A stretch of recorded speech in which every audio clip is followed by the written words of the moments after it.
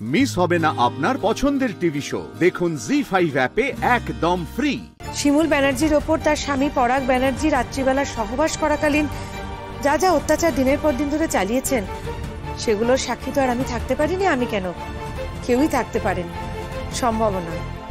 কিন্তু পরদিন শিমুলের চোখ মুখ, শিমুলের এক্সপ্রেশন, ওর মানসিক যন্ত্রণা, এই সবটা দেখে মেয়ে হিসেবে খানিকটা তো কানেক্ট করতে পেরেছি। একটা মেয়ে হয়ে ওর যন্ত্রণার কথাটা তো বুঝতে পেরেছি।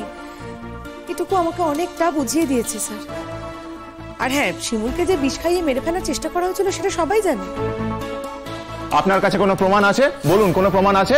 যা জনগণ জানে বা অন্যান্য শর্ত দ্বারা প্রমাণিত তাকে বলা হয় সার্কামস্ট্যান্সিয়াল এভিডেন্স। তার জন্য সবটা জানতেই হবে বা দেখতেই হবে সবটা, তার কিন্তু কোনো মানে নেই। না, সেই প্রমাণও তো রয়েছে ম্যাডাম। আমি এবং আমার বন্ধুরা, শিমুল, সবাই তো সেখানে উপস্থিত ছিল। যে শরবত আমরা খেয়েছি সেই একই শরবত শিমুলকেও খাওয়ানো হয়েছে, অথচ আমাদের কারোর কিছু হলো না। একা শিমুল অসুস্থ হয়ে পড়লো। এবং এই শরবতটা বানিয়েছিল এই যে ওর স্বামী পরাগ, পলাশ এবং প্রতীক্ষা, এখন ওর ওয়াইফ হয়েছে, আগে ওর ওয়াইফ ছিল না। ওরা মিলেই শরবতটা বানিয়েছিল। তারপরে ওকে যখন হসপিটালে নিয়ে যাওয়া হয় তখন দেখা যায় যে ওর শরীরে বিষ রয়েছে এবং সেই বিষ বেরও করা হয়। ডাক্তাররা জানেন। সেই সব তথ্য প্রমাণ তো ম্যাডাম আশা করছি আপনার কাছে সবই রয়েছে। স্যার, হসপিটালে কিছু কাগজপত্র রয়েছে এর মধ্যে আরো, সেটা আমি প্রমাণ হিসেবে দিতে চাই।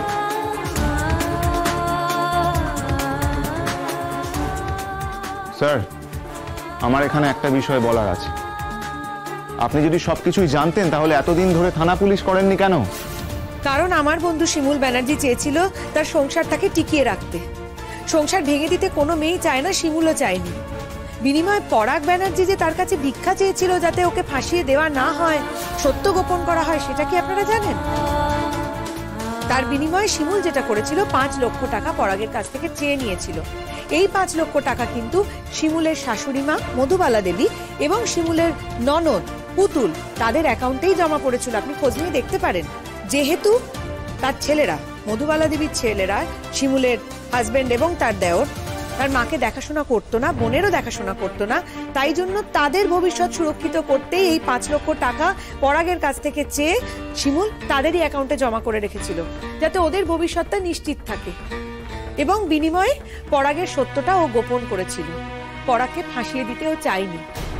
এটা থেকে নিশ্চয়ই আপনারা সকলে অনুমান করতে পারবেন যে একটা মেয়ে তার শ্বশুরবাড়িকে কতটা ভালোবাসলে, শ্বশুরবাড়ির প্রতি কতটা কর্তব্যপরায়ণ হলে এই কাজটা করতে পারে। কতভাবে শিমুল চেষ্টা করেছে শ্বশুরবাড়ির প্রত্যেকটা মানুষের পাশে থাকার। হ্যাঁ, আর সেই জন্যই ওনার প্রাক্তন শাশুড়ি সবার সামনে বলে গেলেন যে ওনার ছেলেকে উনি বিষ খাইয়ে মারতে চেয়েছিলেন। সবার সামনে আমরা শুনেছি স্যার এটা। এই কথাটা থেকে কিন্তু এটা প্রমাণ হয় না যে শিমুল শাশুড়ি মা বা শ্বশুরবাড়ি কারুর পাশে দাঁড়াতে চায়নি। দেখুন, এই পৃথিবীতে যদি সবাই সবার উপকারের কথা মনে রাখতো না, তাহলে তো পৃথিবীটাই অন্যরকম হতো। জি5 ডাউনলোড করুন আর সব এপিসোড দেখুন একদম ফ্রি।